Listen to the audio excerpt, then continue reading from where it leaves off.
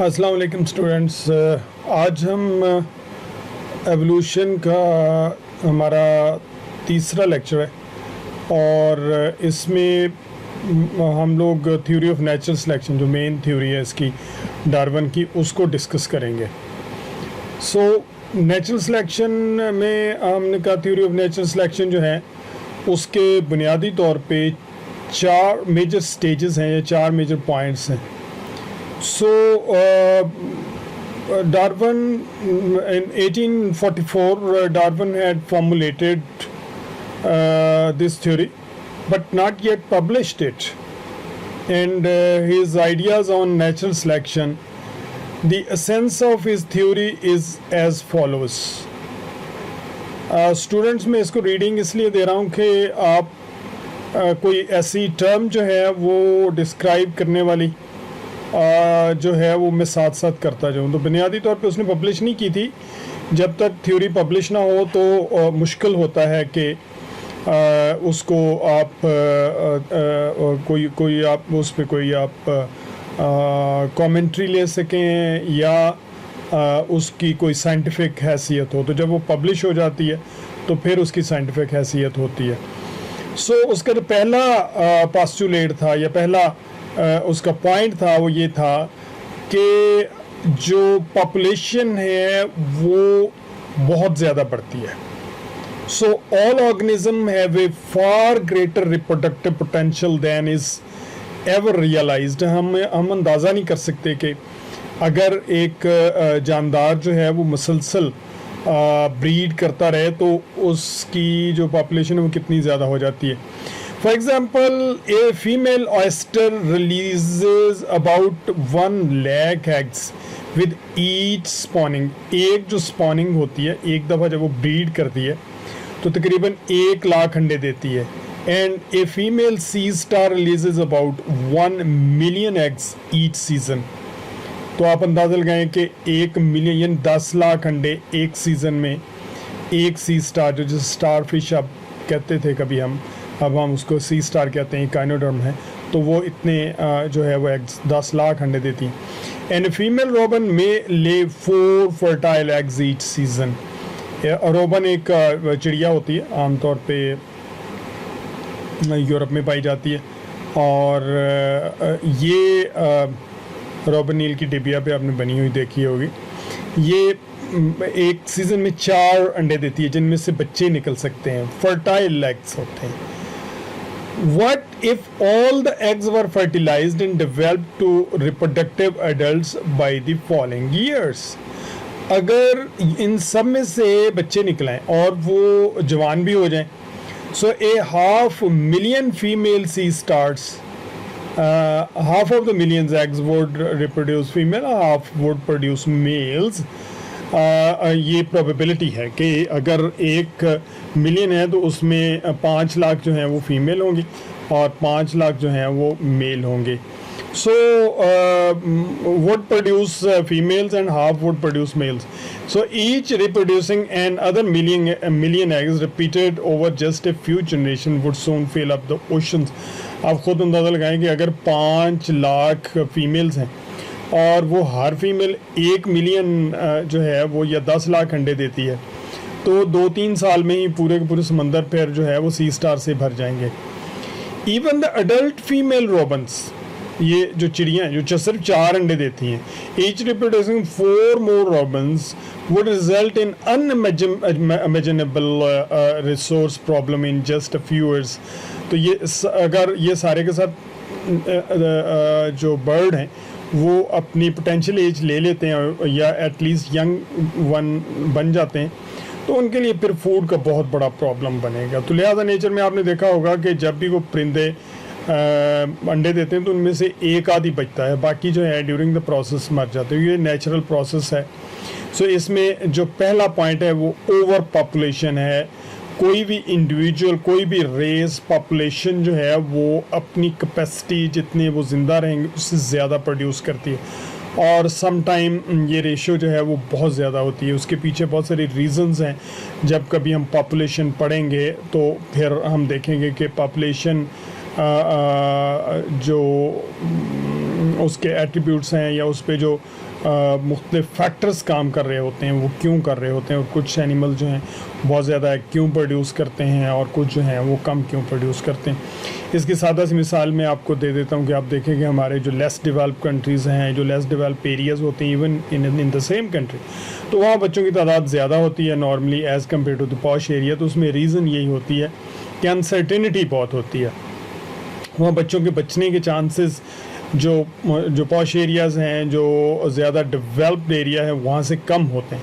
So naturally जो हैं वो ज़्यादा बच्चे प्रोड्यूस होते हैं ताकि उस जो एक अनसर्टेनिटी है उसको मीट किया जा सके। जो दूसरा पॉइंट इसमें जो थ्योरी ऑफ नेचुरल सिलेक्शन में है वो है वेरिएशंस, और ये रैंडम म्यूटेशन से आती हैं।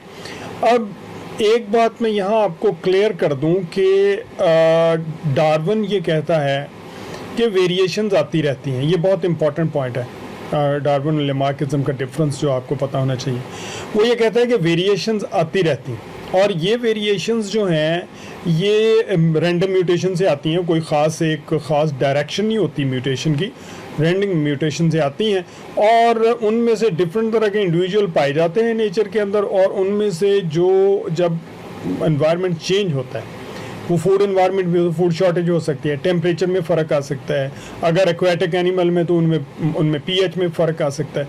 तो जैसे ही एनवायरनमेंट चेंज होता है तो जो एनिमल उस एनवायरनमेंट में फिट होते हैं वो ज़्यादा कामयाब हो जाते हैं, they reproduce rapidly as compare to the others. तो वो ये कहता है कि चेंजेस किसी प्रेशर के अंडर नहीं आती, रैंडमली आती हैं, और सिर्फ वो एनिमल जो हैं वो सिलेक्ट हो जाते हैं। लेमार्क ये कहता है कि जो चेंजेस आ रही हैं या म्यूटेशंस हैं या वेरिएशंस हैं वो अंडर सम प्रेशर आ रही हैं। तो ये डिफरेंस है, दोनों वेरिएशन पे दोनों बिलीव करते हैं। तो इसको फिर कभी जब डिटेल के अंदर देखेंगे। Seldom are any two individuals exactly alike, and some of these genetic variations may confer advantage to the individual possessing them. In other instances, variations may be harmful to an individual, and in still other instances, particular variations may be inherited, neither helpful nor harmful to these animals. These are said to be neutral. And these variations can be passed on to the offspring. जो harmful हैं वो भी जाती हैं, जो beneficial neutral वो भी जाती हैं। तो वेरिएशन दूसरा पॉइंट है, वेरिएशन पॉपुलेशन एक्सप्लोजन होता है, वेरिएशंस रैंडम म्यूटेशन से हो रही होती हैं। अब तीसरा पॉइंट आता है, रिसोर्सेज के लिए स्ट्रगल होती है। जब पॉपुलेशन ज़्यादा हो जाती तो फिर स्ट्रगल होती है कि इसके लिए जो रिसोर्सेज हैं। अब मैं अक्सर मिसाल देता हूँ कि बस में 2 सीटें 10 बंदे हैं तो वो हर कोई चढ़ने की कोशिश करता है। रिसोर्सेज जब कम हो जाते हैं तो एक कंपटीशन डेवलप होता है, and because of resources are limited, existence is a constant struggle. many more offsprings are produced than resources can support, and therefore many individuals die. So Darwin reasoned that the individuals that die are those with the traits or variation that make survival and successful reproduction less likely. जो उस environment को withstand नहीं कर सकते, जो उस environment के अंदर जो properly fit नहीं होते, वो जो हैं वो मर जाते हैं, वो ख़त्म हो जाते हैं. So traits that promote successful reproduction are said to be adaptive. जो उनमें ज़्यादा सक्सेसफुल होते हैं, जो ट्रेड्स जो हैं उस इन्वायरमेंट के मुताबिक बेहतर होते हैं, वो सक्सेस कर जाते हैं. सो अडेप्टिव ट्रेड्स. अब जो चौथा पॉइंट है उसमें सिंपल इसी को ही हमने एक्सटेंड किया है, या डार्विन ने कहा था कि जो सर्वाइवल ऑफ द फिटेस्ट, जो फिट हैं, जो अडेप्टिव ट्रेड्स हैं परपेचुएटेड इन सब्सिक्वेंट जनरेशन, जो आने वाली जनरेशन है उसमें वो चलते रहते हैं, और जो हार्मफुल हैं, जो अडेप्टिव नहीं होते, जो ज़्यादा फिट नहीं होते, तो वो ख़त्म हो जाते हैं. Because organism with the maladaptive traits are less likely to reproduce, the maladaptive traits become less frequent in the population and eventually are eliminated. So इसको हम सर्वाइवल ऑफ द फिटेस्ट कहते हैं, और जो फिट होते हैं वो सर्वाइव कर जाते हैं, बाकी जो हैं वो एलिमिनेट हो जाते हैं.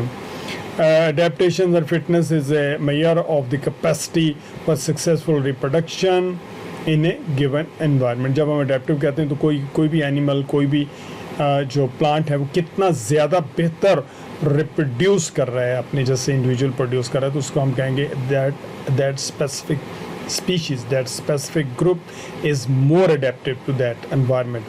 Not every characteristic is an adaptation to some kind of environment situation.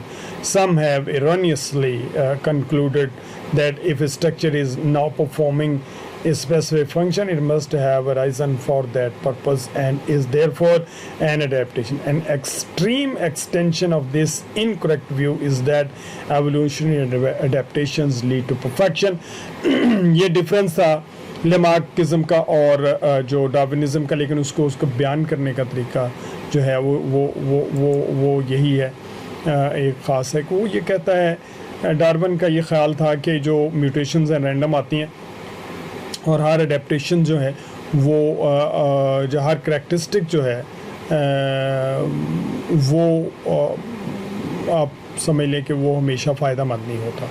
अगर ऐसा होता, जैसे डार्विन ने कहा था कि एक चैलेंज आता है, उसके लिए एक वेरिएशन डेवलप होती है और वो वेरिएशन जो है वो उसको मोर फिट करती है, तो फिर उसके बाद फिर एक और वेरिएशन आती है वो उसको और फिट करती है, तो फिर वो ये कहते हैं कि ये एक कॉन्सेप्ट बनता है कि एवोल्यूशन से शायद परफेक्शन की तरफ एनिमल जा रहा है. कोई कुछ ऐसे ग्रुप, कुछ ऐसी पॉपुलेशंस आ जाएंगी जो बिल्कुल पूरी तरह अडेप्टेड होंगी किसी भी इन्वायरमेंट के अंदर, तो ऐसा नॉर्मली होता नहीं है.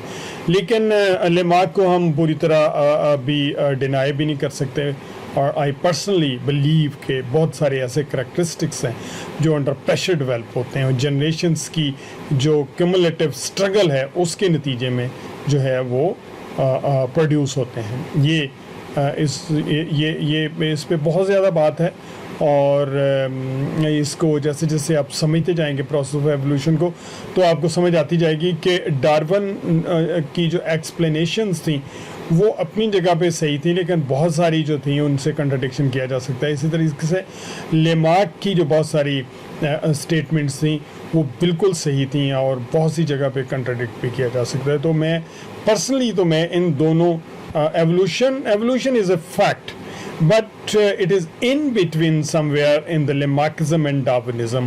I personally think so. ये बिल्कुल पर्सनल व्यू है, साइंटिफिकली ज़ाहिर है आप वही लिखेंगे जो यहाँ पर बयान किया गया.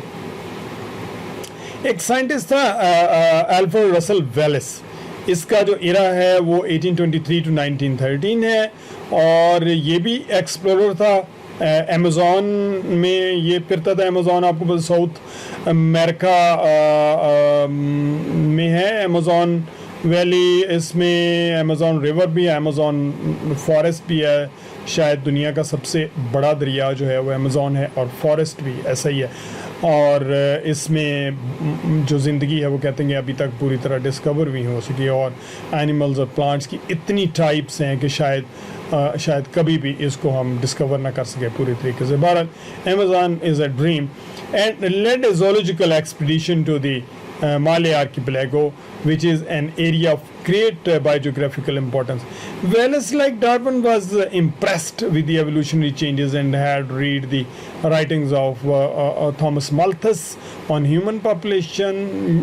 आप समझे जिस तरह से तकरीबन कंटेम्प्रेरी भी था डार्विन का, और उसकी ऑब्जर्वेशन भी बिल्कुल डार्विन की तरह से थी, और थ्योरी भी तकरीबन डार्विन की तरह से थी.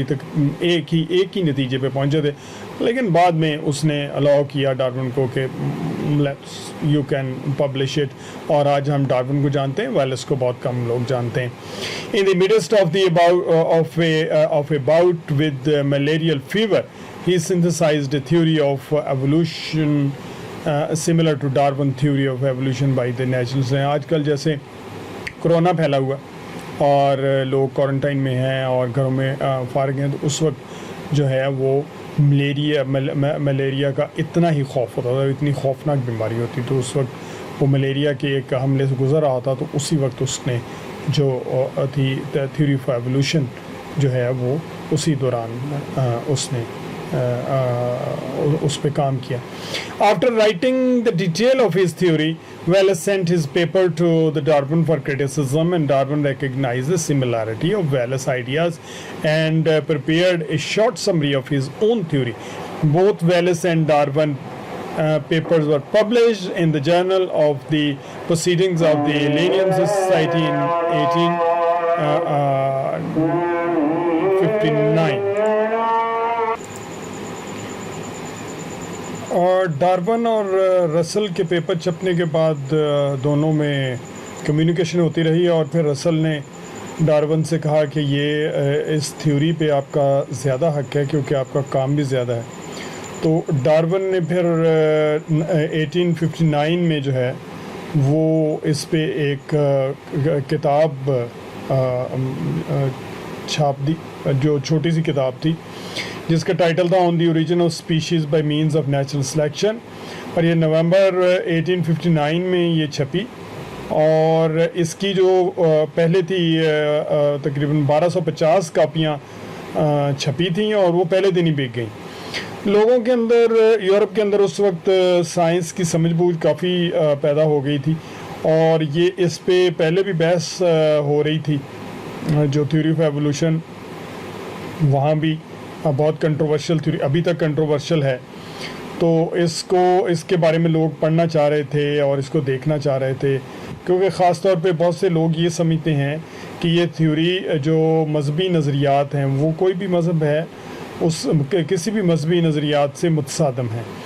तो उसको इसमें इंटरेस्ट बहुत था लोगों का, लिहाजा इसके बहुत सारे एडिशन जो हैं वो छपे और बिकते गए. और उस साल की बेस्ट सेलिंग बुक थी, साइंस की किताब थी लेकिन बेस्ट सेलिंग थी. सो वेलेस और डार्विन की थ्योरीज बिल्कुल मिलती जुलती थी, लेकिन कुछ जो हैं वो उनमें डिफरेंसेस भी थे. और ख़ास तौर पे जो मॉरल क्वेश्चंस उठे थे इस पे, उसके लिए वेलेस के पास बहुत ज़्यादा जो थे आंसर्स नहीं थे, और जो ह्यूमन इंटेलेक्ट है उसके बारे में उसकी एक्सप्लेनेशन बहुत अच्छी नहीं थी. डार्विन का काम भी बहुत ज़्यादा था. तो वेलेस ने ख़ुद ही फिर 1864 में लिखा डार्विन को कि I shall always maintain the theory of evolution by natural selection to be actually yours and yours only, and you had worked it out in details I had never thought of years before I had a ray of light in the subject. So evolution की जो basics हैं वो हमने देख ली, और इतना ही Darwin को उस वक्त जेनेटिक्स के बारे में कुछ नहीं पता था, उस वक्त जीन्स के बारे में कुछ नहीं पता था, किस तरह से म्यूटेशंस होती हैं उनके बारे में बिल्कुल कुछ भी नहीं आइडिया था. तो अब हमारा चूँकि नॉलेज जो है वो जेनेटिक्स में बहुत ज़्यादा है, हमारे जो इनहेरिटेंस है किस तरह से होती हैं, और हेरिडिटरी मटेरियल पे हमारी अब इंफॉर्मेशंस काफ़ी ज़्यादा हैं. तो अब जो है हम इसको एक्सप्लेन कर सकते हैं on the basis of genes, और इसको मैथमेटिकली बहुत सारी चीज़ों को प्रूव किया जा सकता है. इसी को मॉडर्न सिंथेसिस या न्यू डार्विनिज्म कहते हैं. तो ये बहुत सारी जो इसमें टॉपिक्स हैं वो अगले चैप्टर में हम इंशाल्लाह पढ़ेंगे. और आप उम्मीद है क्वेश्चन अगर कोई हो तो वो ज़ाहिर है आप कमेंट्स में लिखें या फिर आप मुझे व्हाट्सएप कर सकते हैं. Thank you very much.